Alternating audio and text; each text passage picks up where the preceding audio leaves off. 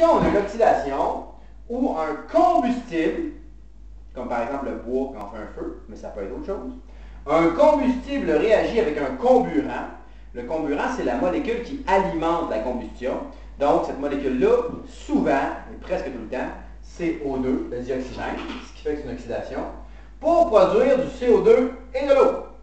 Donc, je répète ça. Oxydation, où il y a un combustible qui réagit avec un comburant, le dioxygène, pour former du gaz carbonique et de l'eau. Alors, si on regarde la définition de combustion, on se rend compte, quand on regarde ici la réaction de respiration cellulaire, que la respiration cellulaire peut être considérée comme étant une combustion. En effet, on a un combustible, le glucose, qui réagit avec le dioxygène, O2, pour former de l'eau et du gaz carbonique. Donc ici, réaction de combustion.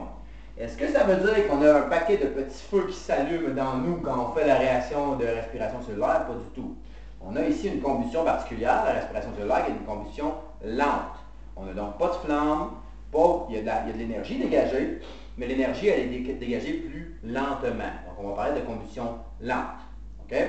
Donc combustion, quatrième réaction chimique, c'est une oxydation où il y a un combustible, quelque chose, dans le cas de la respiration cellulaire, c'est du sucre. Dans le cas d'un feu dehors, c'est le bois.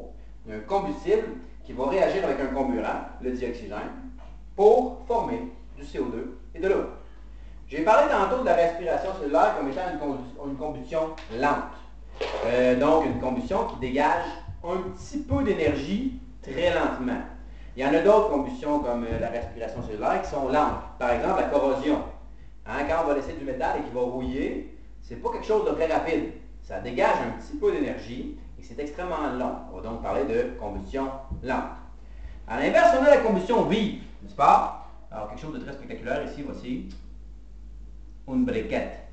Alors, le briquet, quand il brûle, c'est rapide, c'est instantané et ça dégage beaucoup de chaleur et de lumière. C'est très chaud.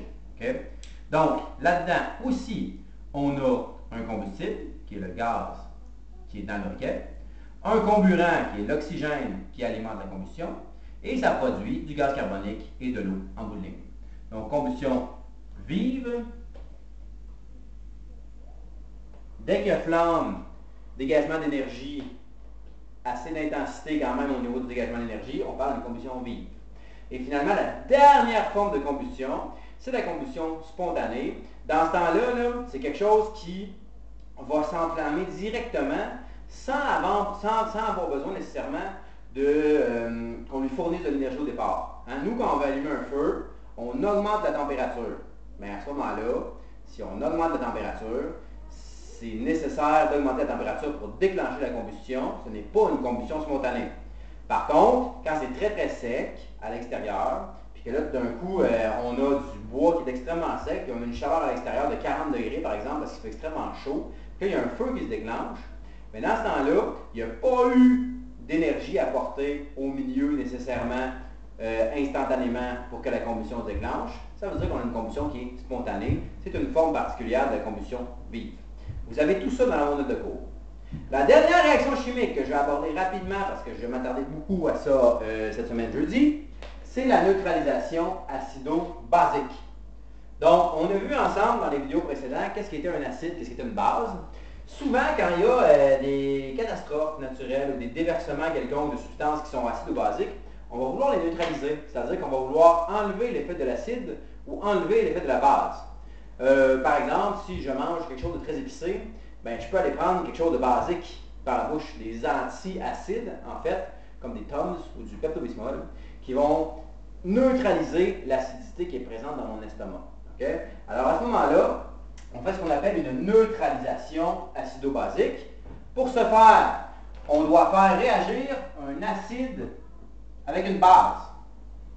Acide plus base. Ça va se neutraliser ensemble. Donc on a un pH qui est bas, un pH qui est élevé.